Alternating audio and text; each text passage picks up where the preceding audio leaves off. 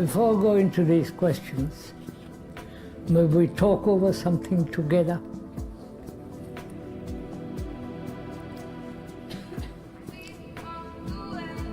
We are so easily influenced, not only by the box there, in each one's room, by the books, by the newspapers, magazines, by the past traditions. As you heard probably last night, Jerusalem existed 5,000 years ago, and there were parts of India further still.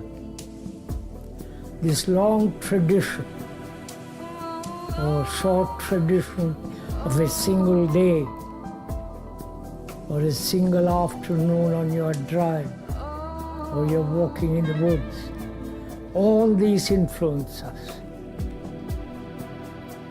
Not only the genetic process in each human being, the heredity, the whole existence seems to be a process of influencing each other. The air, the pollution, the beauty of the earth, everything around us. And even you sitting there and the speaker is here, we are influencing each other. You are telling us, each one of us, what to do, what to think. We put pressure on each other through beauty, through a lovely poem, or a personal relationship.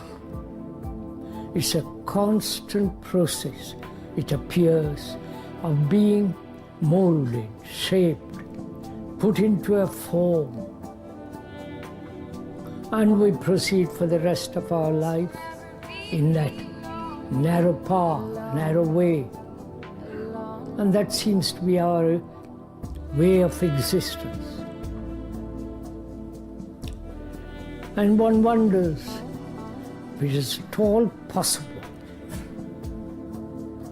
to be totally free of influence, to find the origin, the beginning of all things, which must have no cause or an effect, it must. So is that possible? You understand? We are talking over together.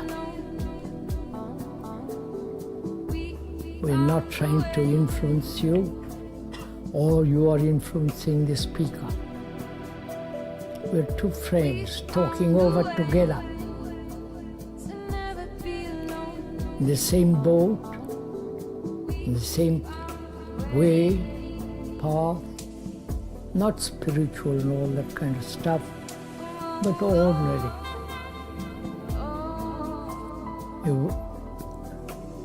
A path that goes through the woods, dappled light, and the beauty of the earth and the trees. And is it ever possible? We're asking each other to be free of all influence.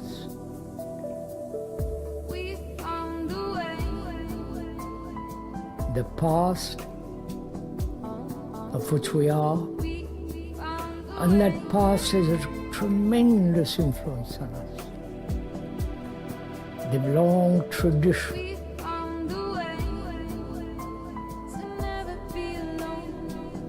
of the so-called religious books, the old poems, the ancient literature, from the Iliad to the ancient Hindu. And one asks oneself, as you are asking as Amma, whether it is possible to really be free of all this. And something totally original. Not the repetition of guru and disciple, the follower, and the followed with their peculiar dresses and all that kind of business. Is it possible? Please give your attention a little bit to it.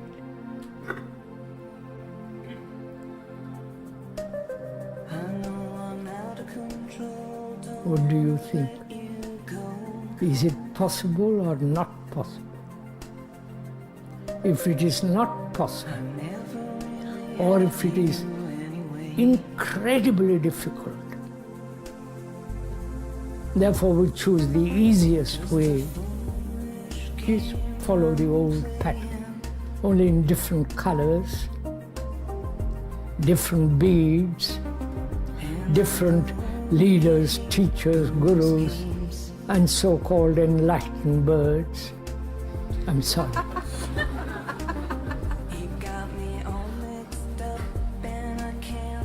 And so,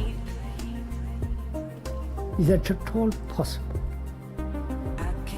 Or are we doomed forever to remain in this state of being impressed, shaped, molded, conditioned?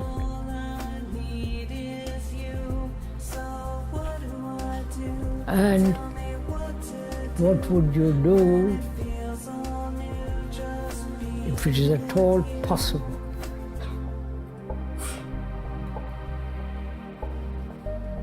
how would you set about it? In what manner would you approach this question? Perhaps that may be the real question, the most important question.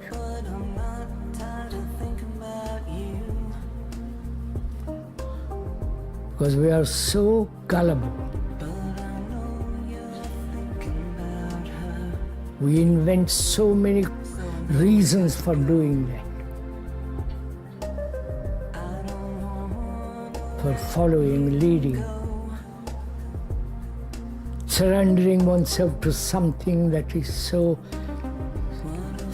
convincing, satisfying. So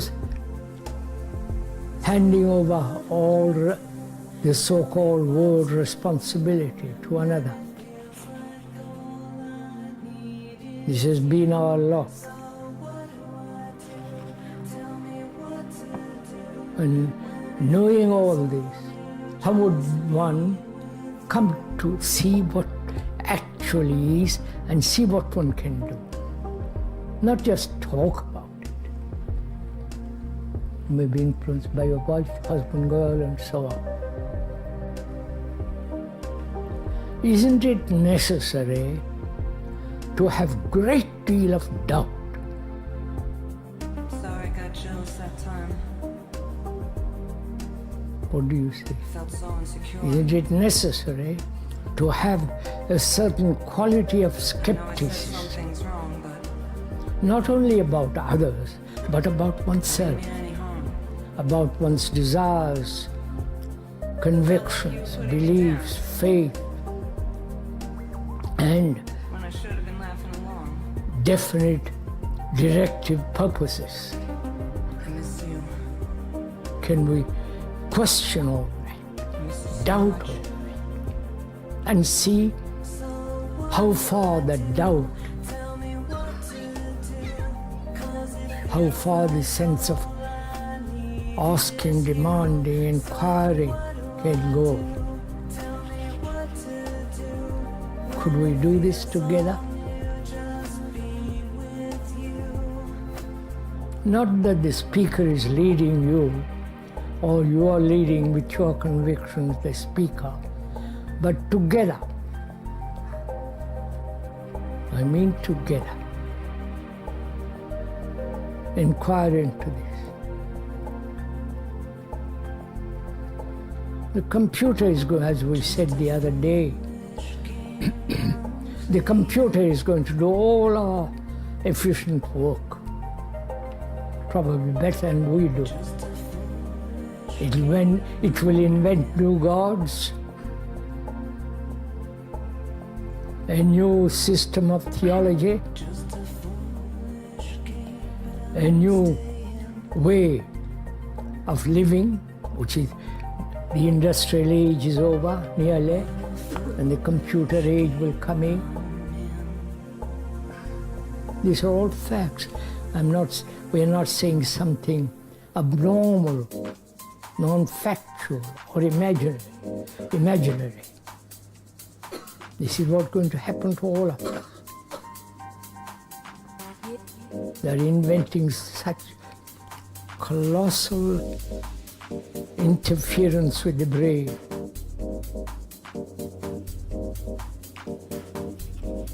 So we're asking, could we go into this question together? Knowing that we need skepticism, doubt. And doubt is very energizing and cleansing.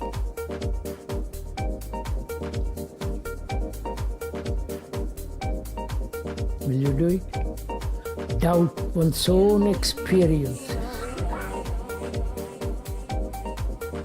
one's own attitudes, prejudices, agreements and disagreements, all that.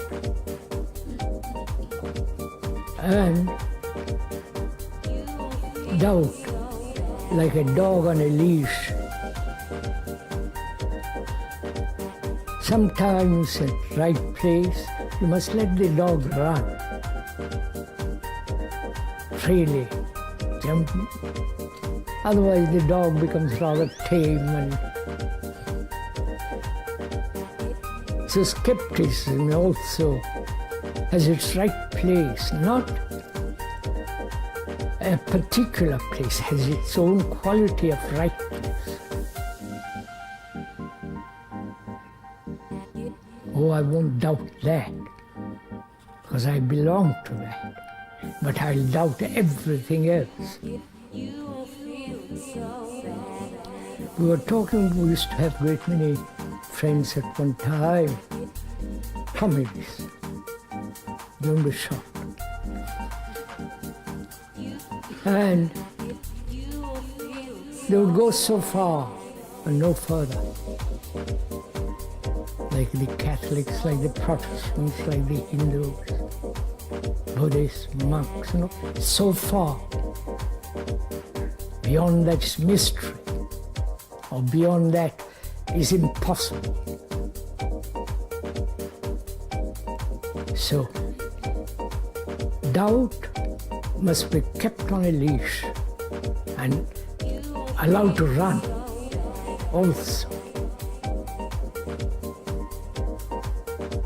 Can you do that? Can we do it together? Doubt about your gods, your gurus, your experiences and so on, the whole background of human experience, human endeavor, human conclusions, the whole bundle of it. And begin to inquire into that bundle.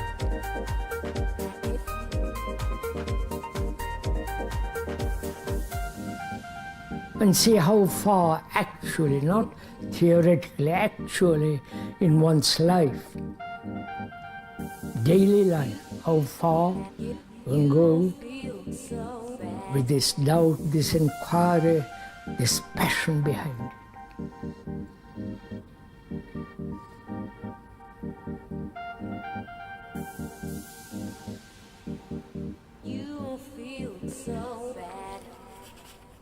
Should we answer the questions, or would you like to go on with what we are talking about?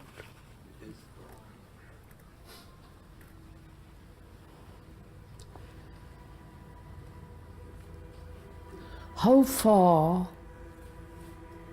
how deep is knowledge essential?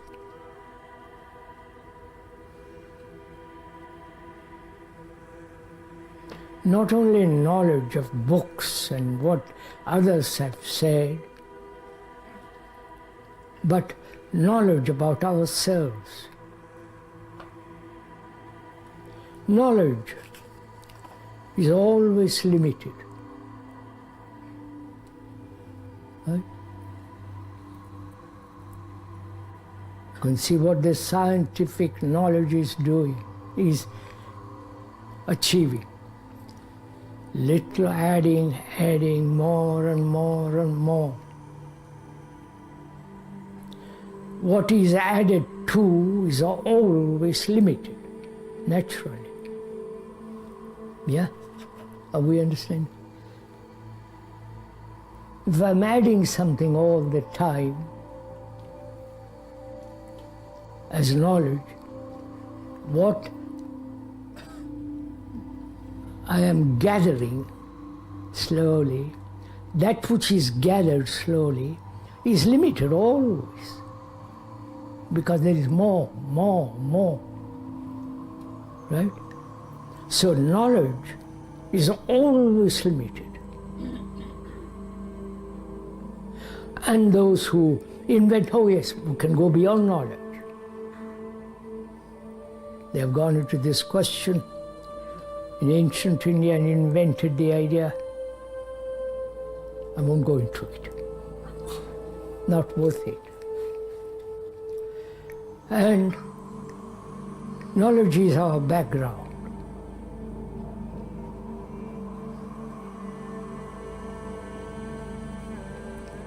That background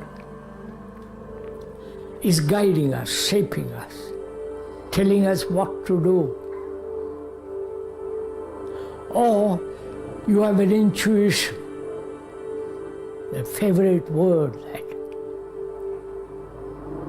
But that word too is rather dangerous, because it may be your wish sublimated becomes intuition, but it's still your wish, your desire.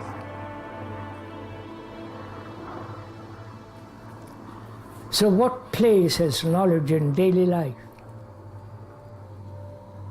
I'm sorry I'm asking, the speaker is asking all these questions. Probably won't answer.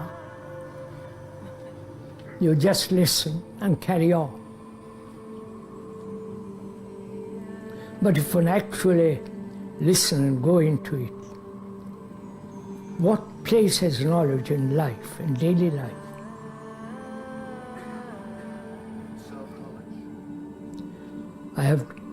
When you write a letter, you have to have knowledge. When you speak English, you have to have knowledge of French or Italian or whatever it is, or Russian. And when you do business, when you telephone, when you do everything physically, you have to have knowledge. How to drive a car.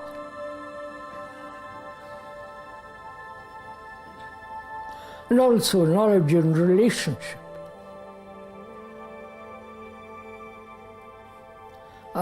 One recognizes one's wife, one's husband, one girl, and all the rest of it. It's the recognition is part of knowledge. And what place has knowledge in relationship? Can I go on? Or you are amused by all this? What place has knowledge between you and another? Or what place has knowledge? I know my wife, or my father, mother, husband. When we say I know, knowing is knowledge, right?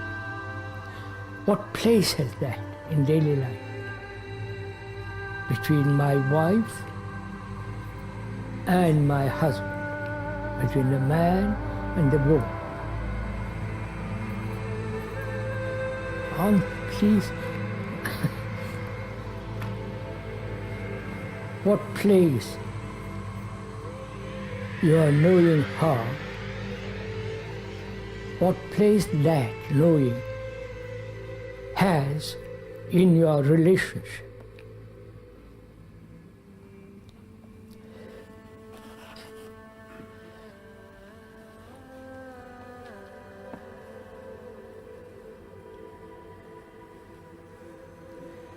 Is knowledge the impediment in relationship?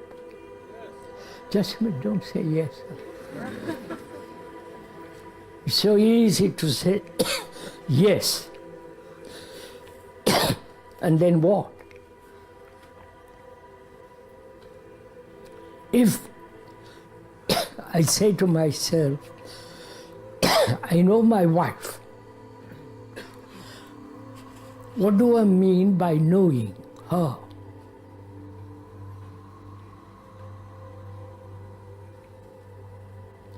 My previous sexual experience,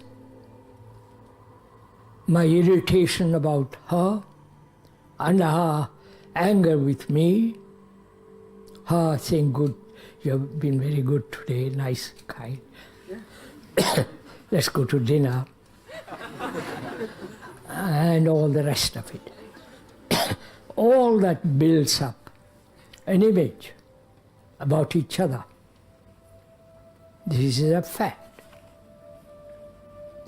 And when I have built up sufficient image, I say, I know her. Yes, she says, I know my husband, his quirks, his idiocy, his goodness, and all the rest of it. All that is knowledge.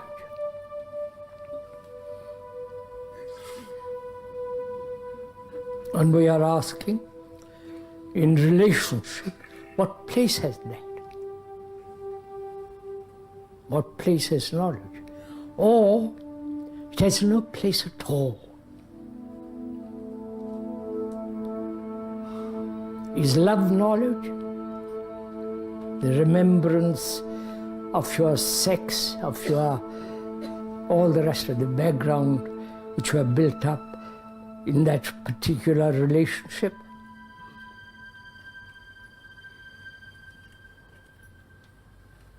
And that knowledge is divisive. Indeed? Gosh, you're always... It separates. I with my ambition green and all the rest of it, she has hers. She wants to fulfill and I want to fulfill. So we may meet together in bed, but like two rails that never meet.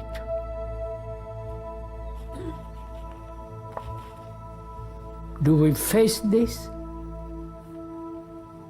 If you are married, do you face this? Or you live with a girl, do you face this fact? Or one doesn't want to look at facts.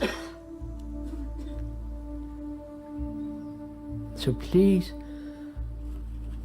find out for oneself, actually in relationship, what knowledge is, what your experiences are, and whether it's a hindrance in relationship or a factor that helps to live together somewhat comfortably, somewhat happily, but keeping a careful distance from each other. Right? May we go on to ask other questions? Good Lord, it's nearly 12.